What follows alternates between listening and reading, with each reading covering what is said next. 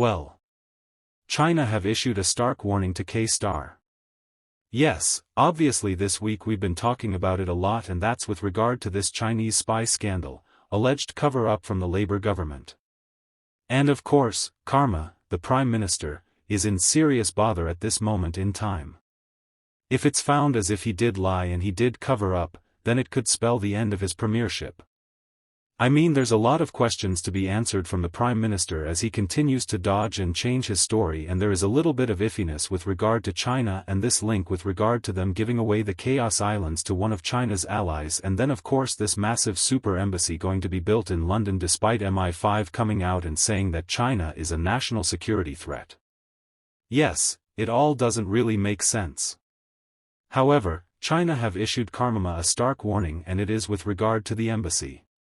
It's almost like do as you told Starmer, we are in charge of you. As always guys, we are going to be getting into this. First, please do hit the like button and subscribe to the channel for more. So, let's go through what we currently know thus far with regard to this. As you can see, Beijing warns he faces consequences if he doesn't approve the Chinese embassy. That's no way to talk to someone that you're not in control of. Beijing has warned Keir that Britain faces consequences if he does not approve the Chinese embassy in London. Chinese Foreign Ministry spokesperson Lin has launched an attack on the UK amid fears the Prime Minister's relationship with Beijing could break down. Foreign Commonwealth and Development Office Permanent Under Secretary Sir Ollie Robbins' meetings in Beijing appear to have been unsuccessful according to Bloomberg. The spokesman expressed grave concern and strong dissatisfaction at the embassy decision, which has been delayed multiple times and recently until December 10. Mr. Sien said that the UK must immediately fulfill its obligations and honour its commitments, otherwise the British side bear all the consequences. He added that the UK had shown disregard for contractual spirit, acting in bad faith and without integrity. Plans for the embassy were previously rejected in 2022 by Tower Hamlets Council, and Beijing resubmitted the application a fortnight after Starmer's election victory last year. The decision comes amid mounting pressure on the government over the Chinese spy buying case, with senior conservatives asking England's chief prosecutor if the trial of 2 alleged Chinese spies could be resumed if the government declared Beijing was a threat to national security. Now, this is very interesting indeed. I mean, they're literally threatening Starmer about if he doesn't approve it, then there's going to be serious consequences. And this also is interesting as well. This bit here, sorry.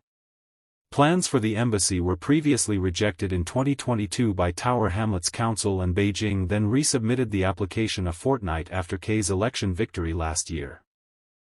All of this with the Chaos Islands. All of this with the Chinese spy collapsing, case collapsing. It all really doesn't make sense, does it? It really doesn't make sense.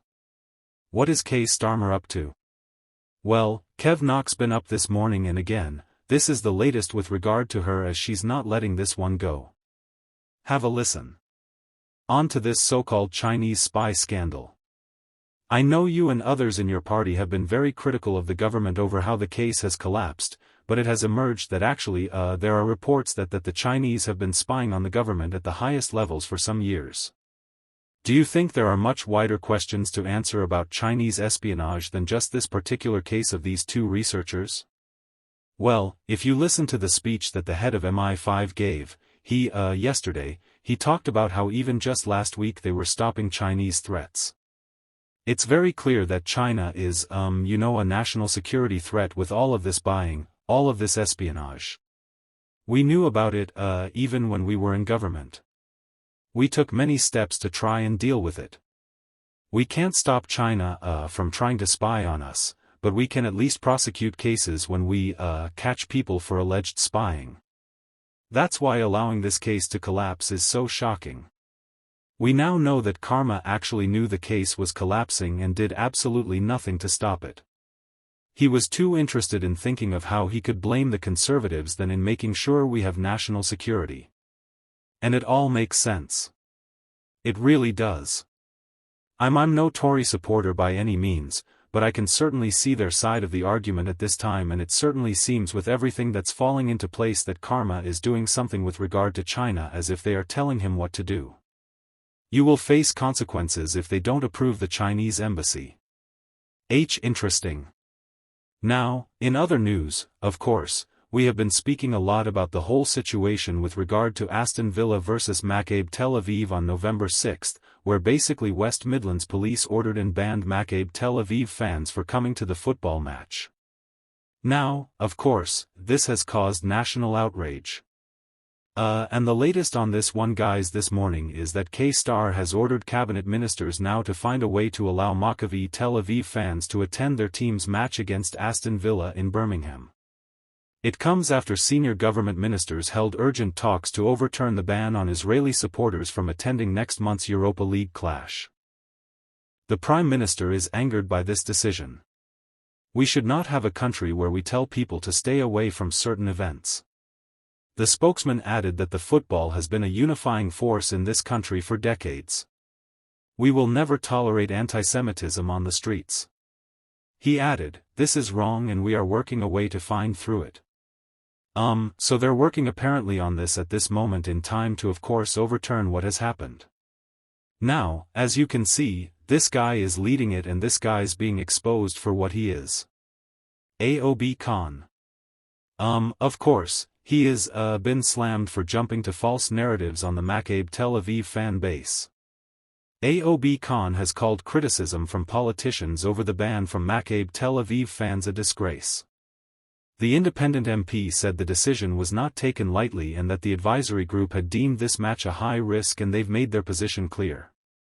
He added that he supported the West Midland Police and I support that independent impartial board of experts.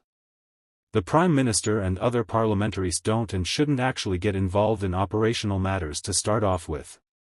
He said Mr. Khan accused Sir Keir of jumping to false narratives after Maccabi Tel Aviv fans were involved in clashes and disorder in Amsterdam. Now this is fake news from him, by the way. This is Aob Khan jumping to conclusions and not actually investigating this. As I said in the earlier video, the whole thing in Amsterdam was actually a thing that was being dubbed as Jew hunting, where essentially